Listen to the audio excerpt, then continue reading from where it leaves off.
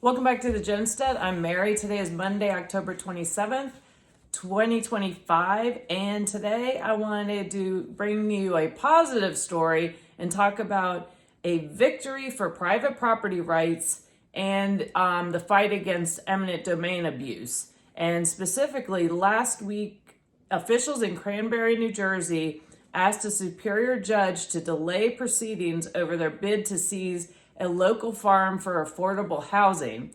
And what happened was back in April of 2024, and I'll put links to these stories in the comments below when I post this video. It's and this was titled "Owner of 175-year-old farm shocked as New Jersey town tries to seize land for affordable housing." And so back in 2024, the landowners, the Henrys, of a 21-acre farm that had been in the family for 175 years, and this is in Cranberry Township, New Jersey, received a letter from Cranberry officials that they wanted to take the entire 21 acres to build affordable housing. So when the family pushed back against that, the officials responded that they'll just take half and leave the house. Isn't that nice of them? The Cranberry Township Committee announced an affordable housing plan subsequently that would allow local officials to seize the Henry family farm through eminent domain. And eminent domain is when government can seize private property, but it has to be specifically demonstrated that it's for the public good. For example, highways are the usual example of that, but then it's moved more into environmental priorities as well. Anyway, I digress. You might want to look into what your locality is doing on that front. Anyway, this stems from the ridiculous New Jersey mandates that order towns in the state to build more than 146,000 affordable units by the year 2035. And now the Henry farm is surrounded by warehouses, and because of the buffer rules in place, I think the buffer rules is 250 or 500 feet. I don't remember. It's in the articles if you're curious about that. So because of the buffer rules and the amount of warehouses, that farm in particular was the only one that the officials could find that would work under the guidelines that they were given. And even it was so. And the Henrys, and as I said, they're surrounded by all these warehouses, but they've been pressured for years by other developers and turned them down, only to have their locality put the squeeze on them. And even an organization called Fair Share Housing Center of New Jersey, they opposed using the farm, but it wasn't because they wanted to defend the property owners. They opposed it because the farm wasn't didn't have a good transportation hub around it. So thankfully, back in the spring, there was once the community started finding out, there was a lot of outcry supporting the farm, and as well as it took on social media, was spreading the word about it, defending the property. It also made it onto the networks and on just Fox News as an example. And throughout the summer, this also caught the attention of former Assemblyman Jack Chiatrelli, excuse me if I mispronounce that, who's a Republican nominee for governor, as well as the U.S. Agriculture Secretary Brooke Rollins.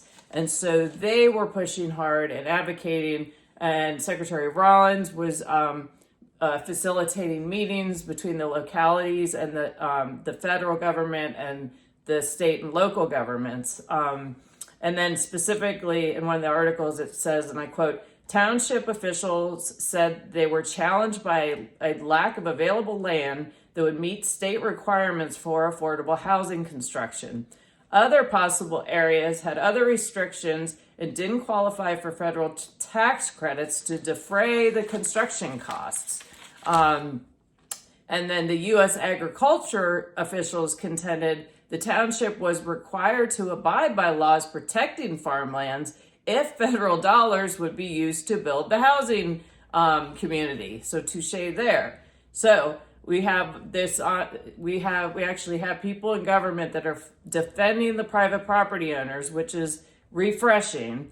And I think the governor of New Jersey, Governor Phil Murphy, because one of the Republican candidates was advocating to protect the farm. I think he was starting to feel some of the pressure, and he announced on Thursday an agreement with Fair Share New Jersey and Cranberry Township that will ensure the farm stays in the family's ownership. So basically what they've done is they're modifying what the requirements are as far as land use and buffers for these proposed affordable housing dwelling units. And so this, to me, is a prime example of why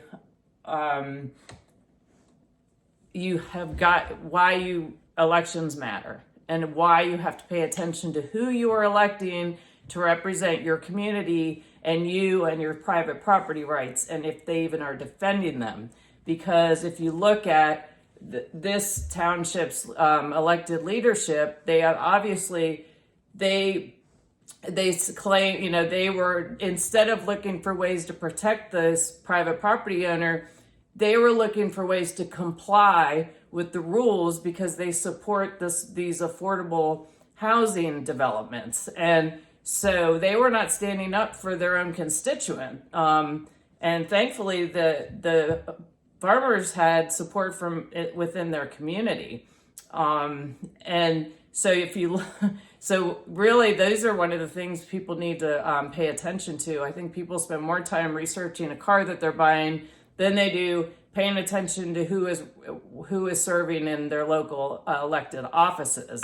And I've always been a very strong advocate for private property rights. And if you look it up, also the communist platform is very opposed to private property. They do not want private property ownership. And so it should be no surprise to us there's been a continued disregard for private property year after year after year. And I served on my elected board of supervisors. I served as an elected supervisor in my locality for about 8 years. And what we would do every year is annually we would have a meeting with our state legislators, and the county attorney would put together, with input from board members, the legislative priorities for the community, for our county. And so I remember our first meeting that we had, the number one request that from our county's legislative priorities was to oppose any legislation that limited the locality's ability to take private property. And I was astounded by that. And thankfully, I was able to convince the other board members to strike that off. And just so you're aware, in Virginia, we operate under the Dillon rule. So localities they're empowered. Localities, basically, the Dillon rule, it restricts the localities as to what their authorities are, and their authorities, they are only able to act under what is permitted in the state constitution or what is our legislative statutes. So as an example, if you have state representation that is making it very, very difficult for localities to take private property, if you have a local government that they like to take private property, it's gonna limit their power to do so. So that's where on all levels, it's really, it's trickle up or trickle down as far as who you have in office and what their priorities are. And are they gonna stand up for the people, or are they gonna go along with these agendas, these other agendas that don't have the people's best interest in mind? And another example of these abusive eminent domain cases are when you have redevelopments come up. And there was a situation where an acquaintance of mine called me, and a friend of hers was living in one of these areas that had been, I'll just use the word, targeted by the locality as a redevelopment. And what they do is a lot of times if a community will, say, gosh, it'd be really nice if we could get some road improvements, or, we could get this done or that done. And the community will come in and have community conversations. And frequently the planners already have a future plan in mind, or they've identified that community for a community block grant, which is federal money coming in. And ultimately they come in and redevelop it with affordable housing, but they'll have community meetings saying, God, would the community like to have maybe a little playground for the kids, or we can put sidewalks in. And then it seems to grow from there, and then they want to take down the older homes so that they can put new affordable homes in, but then they move all the people out that were living there to begin with. So sorry, I went off the rails a little bit, but so my acquaintance's friend, number one, she was working 2 jobs. She was dealing with cancer. She was trying to put her daughter through college. Her home was the very first home built in this neighborhood, and she was being pressured by the locality to leave her home so that they could tear it down and rebuild it for her, because they needed that for their road, not only to widen the community road, but also so that they had a road for a future development of all things the Salvation Army building, which consequently was never built there. I think that they sold that site. So thankfully, I was able to work with this wasn't in my district, so I had to work with that supervisor and worked with the staff in order. It wasn't that hard. They moved the road around. They worked around her house.